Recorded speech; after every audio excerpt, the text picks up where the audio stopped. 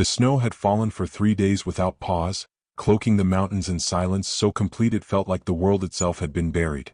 Trees sagged under its weight, branches bent like weary old men. The wind whistled through the pines in long, mournful cries, and every now and then the frozen crust of snow cracked underfoot with a sound that echoed too loudly in the emptiness. Dakota walked there in that storm, a shadow moving through the white. He was tall enough that even the drifting snow seemed to part reluctantly around his shoulders. Beside him stumbled his horse, a great bay with a swollen foreleg, its breath spilling in ghostly clouds that curled upward and vanished into the air. Blood stained the snow dark where the animal limped, but still it followed its master, trusting him to find what shelter he could. Dakota's own breath smoked from his lips, and every step pressed him deeper into the loneliness he had carried all his life. He had been called giant, savage, brute. The Cherokee blood in his veins, the scars on his hands, the sheer breadth of his chest, these made men wary, quick with judgment. He had learned not to meet eyes in town, for people turned from him as though his gaze itself were a curse. Out here, in the still and the snow, he felt more kinship with the horse than with any soul. But then he saw it. Smoke rising faint from the tree-line, curling fragile as a ribbon. A cabin stood not far off, its roof sagging beneath the burden of snow, its chimney giving just enough of a signal to say someone inside still held on to warmth. Dakota slowed. He knew better than to expect welcome. Doors often closed when he came near. Children were pulled back from windows. The sheriff himself had once muttered that men like Dakota brought storms behind them.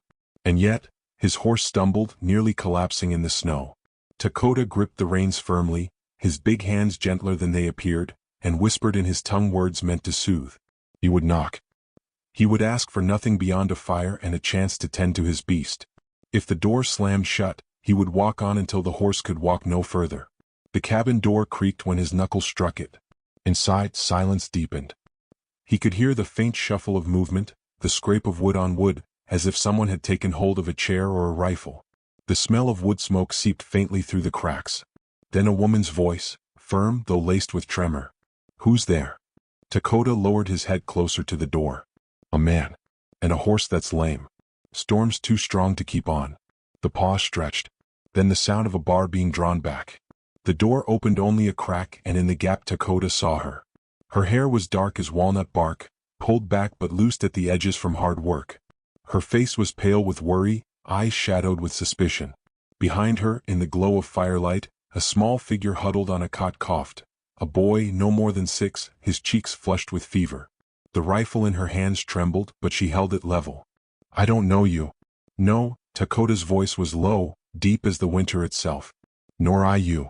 Another long silence, filled with the crack of firewood and the wind outside clawing at the cabin seams.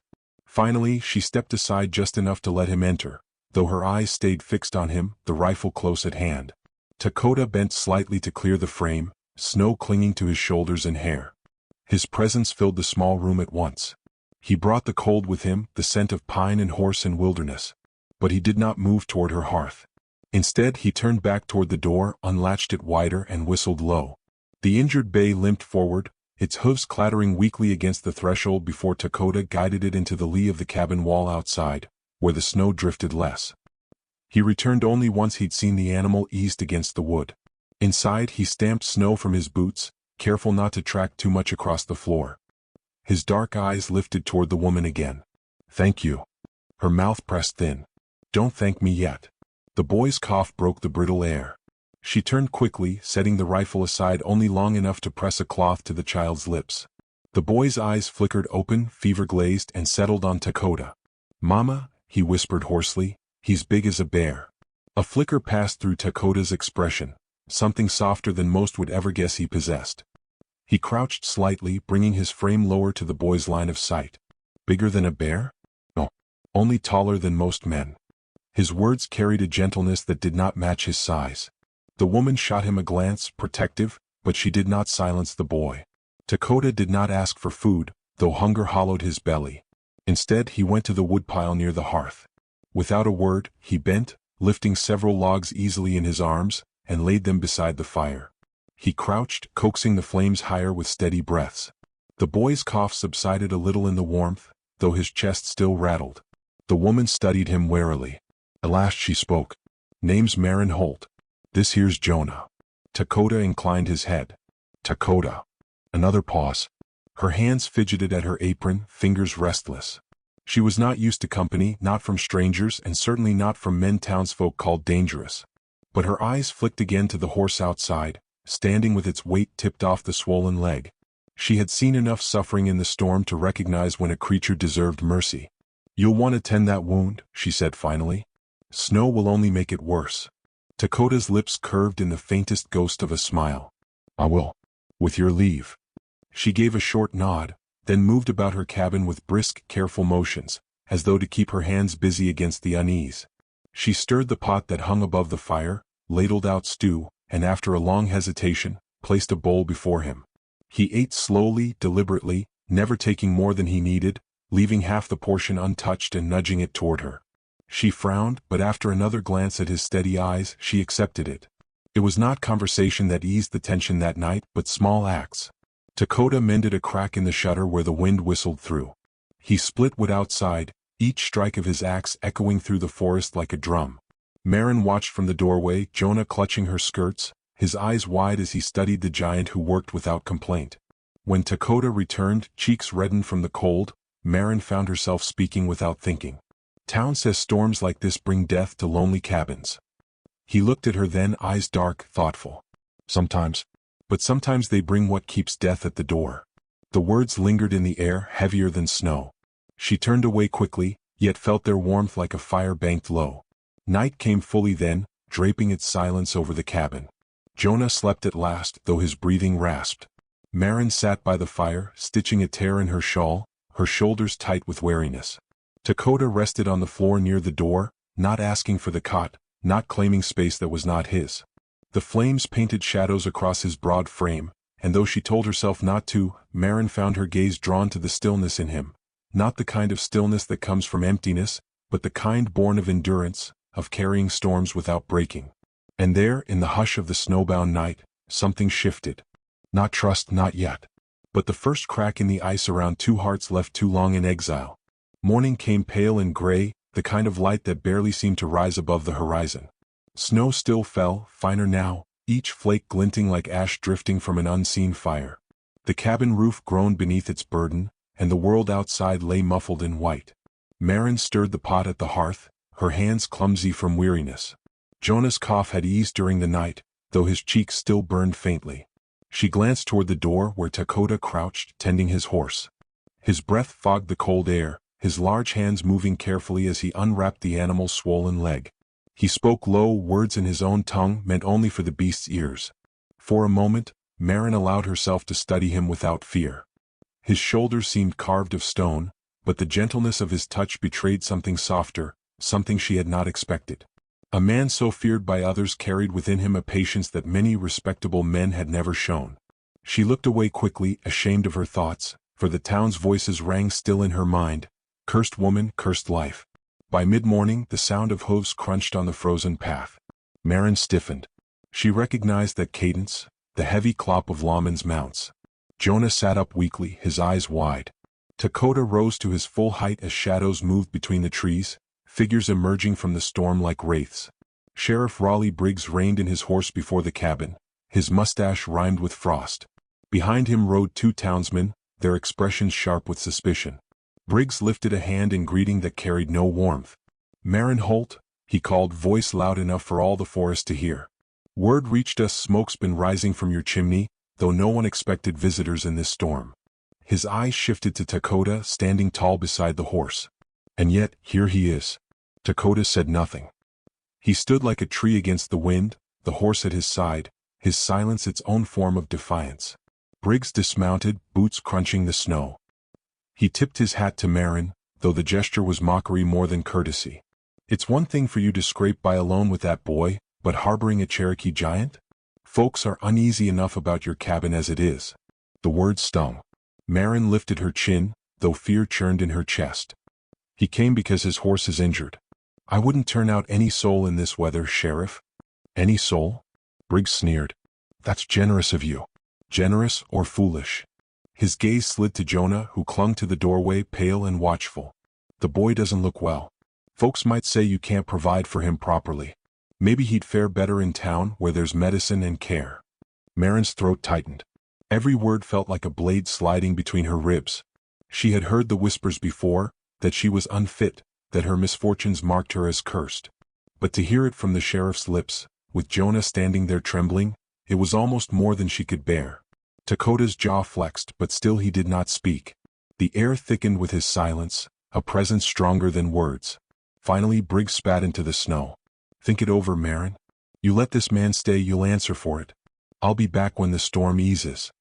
He tugged his reins and swung into the saddle, his men following. Their figures faded into the snowfall, leaving the silence heavier than before. Marin stood rooted at the threshold, her hands trembling. Shame burned her cheeks, but when she turned she found Dakota watching her, not with judgment but with quiet understanding. The look in his eyes steadied her more than any words could. That night the storm swelled again. Snow lashed the cabin walls, wind howling down from the mountains like the cry of wolves. Dakota worked to fortify the roof, hammering beams into place, his strength holding the small home against collapse. Marin tended the fire, her hands shaking less now, her eyes following him with an unspoken gratitude. When Jonah's cough roused, Dakota went to the boy's side, crouching low. He brushed hair from the child's damp brow with surprising tenderness. Jonah's small hand reached up, resting against his scarred cheek. "You stayed," he whispered, voice hoarse. Dakota's eyes softened. "I stayed." The words fell like a vow in the dim room, echoing long after Jonah drifted back to sleep. But peace could not last. Near midnight, the storm raged in full fury, and above its roar came another sound, the thunder of hooves, nearer this time. Then the heavy knock of fists against the cabin door. Briggs's voice boomed through the wood. "Open up, Marin Holt. By law and by order." Marin froze. Dakota rose slowly, his shadow filling the room. He laid one hand against the door, steady, before looking back at her. His eyes asked the question, "Shall I?" She swallowed, then gave the smallest nod. Dakota pulled the door wide. Snow blasted in, along with the sheriff and two more men than before. Briggs held a lantern high, its light cutting through the storm, falling across Dakota's face. "You," Briggs barked, "step aside. This ain't your place. You're nothing but trouble." Dakota stepped into the doorway, his frame blocking the cold, his voice calm. "The boy sleeps. Do not wake him." Briggs's face darkened. "You think you can give orders here? You'll not hide behind this woman's skirts." His hand moved to his revolver. Time slowed. Snowflakes spun in the lantern light, each one suspended like glass. Marin's breath caught in her throat. Jonah stirred faintly in his sleep.